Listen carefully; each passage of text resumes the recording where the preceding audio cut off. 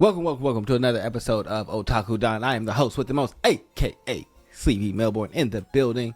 Just Charles is here. Finally, the goddess has come back to JJK. She is gracing the pages again with her hammer by the name of Pretty Privilege. Nobara has returned. He lied to us all. He didn't lie. Yeah, he did. He literally said at a panel that she's dead. No, he said she might be, and the other dude stopped it. And that's what we've all been clinging on, is dude being able to stop her out bleeding and everything. I couldn't heal her. No. Said she wasn't breathing. I'm talking about an Anime Expo panel. I don't care about that. Whatever. He literally trolled us all. Yeah, see, that's why. And I don't mind. That's why I don't listen to panels. Because Nobara came back. We get a brief explanation about the final finger from Sukuna and how Yuta has kept it locked away this entire time. And Gojo asked for it. Yuta said no. He said, nah, I don't think I'm going to do that.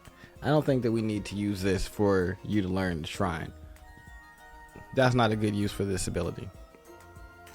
We're just going to hold on to it and call it a gamble. And hey, that gamble paid off. I mean, Yuji's willing to give up pretty much anything. This is all a bit like he's been putting it on. It's just like, I'm willing to give up 2 fingers from the very beginning. He lost 2 fingers, and Nobara was able to use resonance to basically internally damage Sukuna. Well, directly attack Sukuna's soul. Yes. Because she has also entered into a binding vow to like pretty much give up the physical damage for more soul damage, which was the most devastating thing about her attack regardless. Yes. Which is exactly what you need in this situation because, well, here we go. And then she hits him with the good old-fashioned hairpin. Yeah. And the now king of black flashes. Because he's done, as of this point, Yuji is far and away done more black flashes inside of a singular fight than anyone, period. The only other person that's close is Sukuna, who is able to like rapid succession black flashes as well. But Yuji definitely pieces him up, hits him with the dismantle, which is more soul damage, before finally getting off a black flash to smacking him with the divergent fist, which everyone thought. Man, that is my favorite attack. Is just like, and Toto was ultimately correct. He's just like, yo, if you know this is coming, it's not very useful. But inside the situation that he used it in, it's just like, an off-speed punch, bam, and then he pulled it back and then called the black flash. Which, as it stands, I'm pretty sure Yuji can just call black flashes now. I would hope so. He's completely and totally in tune with himself, and it's just like, bam. Yeah, no, so he definitely hit the black flash. We are 4 chapters away from the end. He got hit. That boy got out there looking like Sasuke after he got kicked in the chest. Just giving it all up.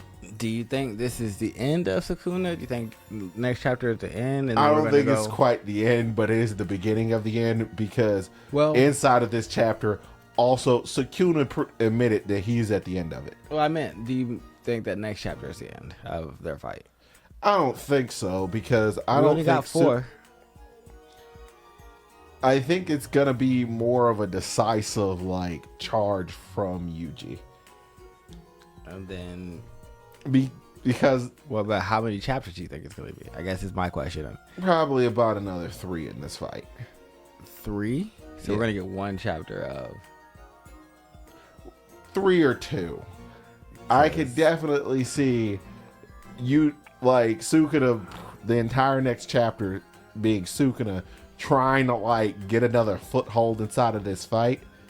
And the entire next chapter is pretty much him coming to the realization. It's just like, yo, I'm about to lose. See, I don't want it to happen like that. I want it to happen just like Gojo's. What, sudden and abrupt? Yep. I don't want him to be able to just like come to the realization. I don't think he deserves that. No, I think it's ultimate. I mean, I prefer that because It is pretty much a crumbling of everything that Gojo, or not Gojo, Sukuna is. Pure confidence, pure bravado, 100% assuredness that I'm going to win 100% of the time. That's why I like it to be sudden and abrupt. I feel like if he's able to at least calculate his demise, he'd have some like level of like a surety in the fact that he was still able to like to perceive it. But if it just happens to him and he's just like, but I think that's the overall difference in our perception of his. I do not think that he is going to be able to stomach losing, period, especially due to the fact that he was who he's losing to, someone who he perceived that was purely and totally lesser than him, and he started this fight lesser than him and overcame him in one fight. That's all I need. All I need is big Yuji. And and if he just sits there and Yuji just pretty much shows off that good old, is like, you don't even got to do the good old fashioned run. Then we running ones this time.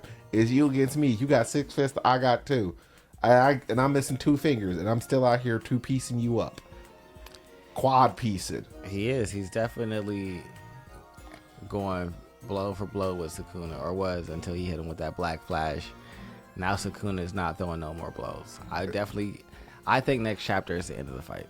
He's about to shatter that barrier between those two. And then maybe next fight he shatters the barrier, and then the chapter after that, he goes in there and slaps some sense into Megumi. Or at least Megumi and him separate. Because I feel like that's still possible. Because for all intents and purposes, aren't we still inside Yuji's domain? I think so. Yeah. I don't know if his domain just allows him to... I mean, he was speaking about the fact that due to the fact that he can't actually... Because of Nobara hitting him with the hairpin technique, he can't activate his domain anymore, which everything that he does automatically hits. And Yuji's domain, I don't know what the heck it actually does. Nope, I don't either, but... I mean, does it just... What's your thing? All my punches and kicks automatically hit. That is such a wildly simple thing. Hey, it works. It's efficient. I'm punching and I'm kicking. And if it can't punch and kick, then... It's either that or it's something to do with learning or something. Yeah, because I'm just like, there's definitely still in this thing, so I think that maybe inside of here, Megumi could separate from Sukuna without it having to be like a physical thing. And then the 3 of them, the chapter after that, jump him. I could see that as... Oh, no. I mean, the problem is, if they separate Sukuna, he's just a disembodied spirit. He dies. It's over. He has no body. Well, that's why, but I don't know if he dies. That's why I'm saying inside of this realm, I don't know if they can physically separate him, but if they can separate the souls inside of here, and so that way when they go back outside of the domain expansion, Megumi's in charge of his body again.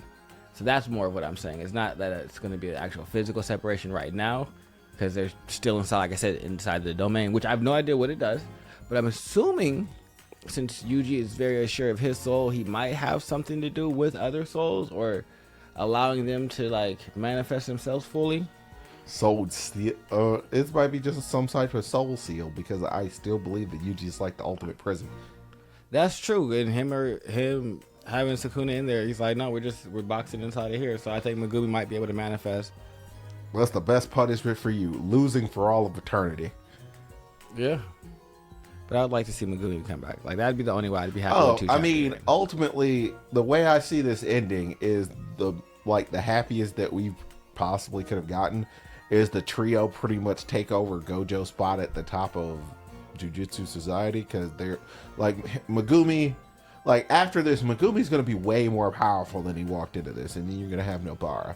So it means you have Nobara, Yuji, and him pretty much sitting up and propping up Jujutsu Society again, like Gojo did, except for there's no Gojo-esque situation, because you can't only move around one of them. Yeah, you got to get rid of all 3. Yep, and it's nowhere near as easy. Which is ultimately what I think it seems like Gojo was going for. Because this was Also, you have Yuta, which, by the way, good job, Yuta. You plotted the heck out of this. Yeah.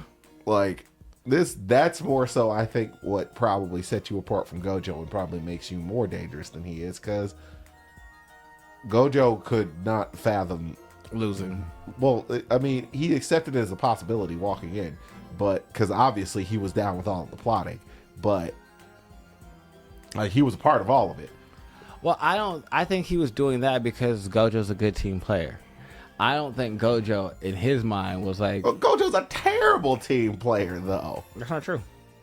Like, by his own nature, he doesn't work well with other people. I don't think that's true.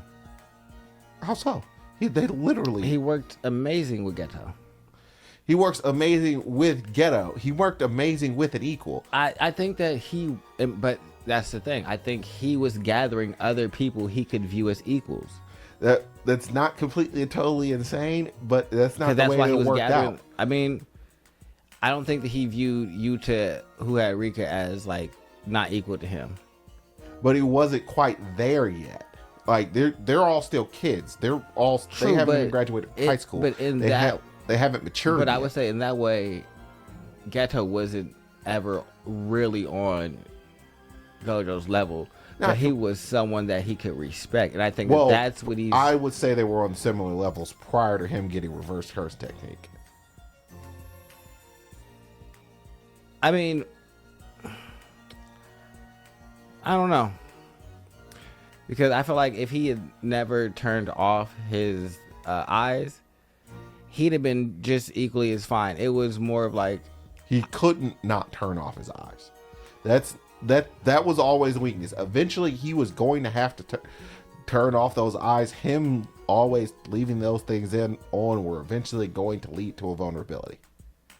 Well, I think that it led to a vulnerability because how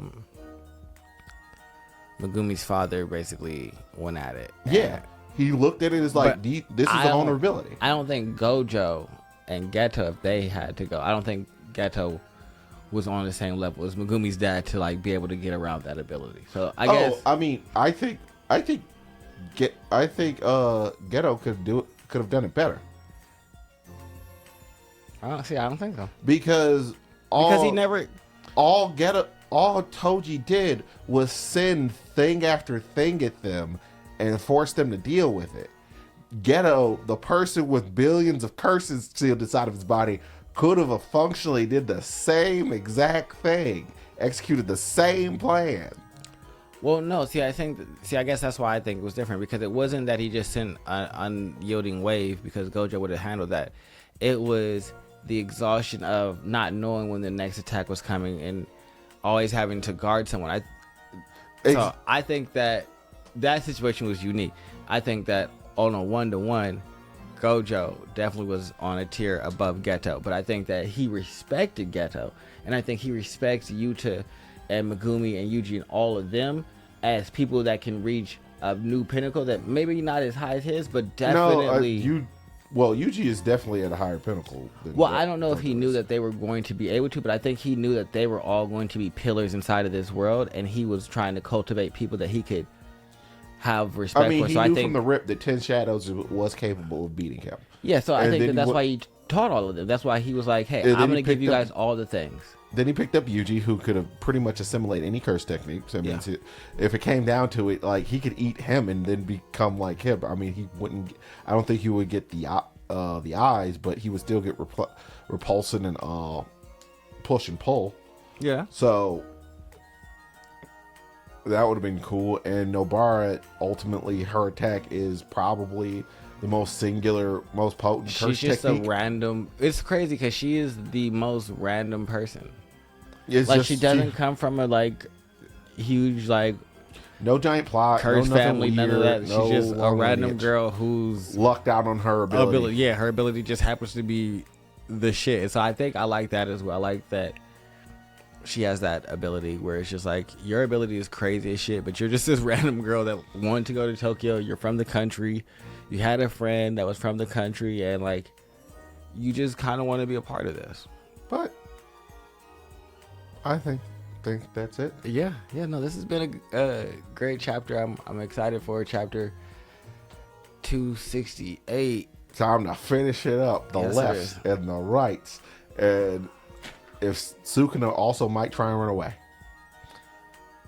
and we gonna end up with another Mahito situation. Just like, oh, look who's running too. Talking on that greasy stuff. Pretty much. But make sure you guys like, subscribe, and comment below. Well, bye-bye.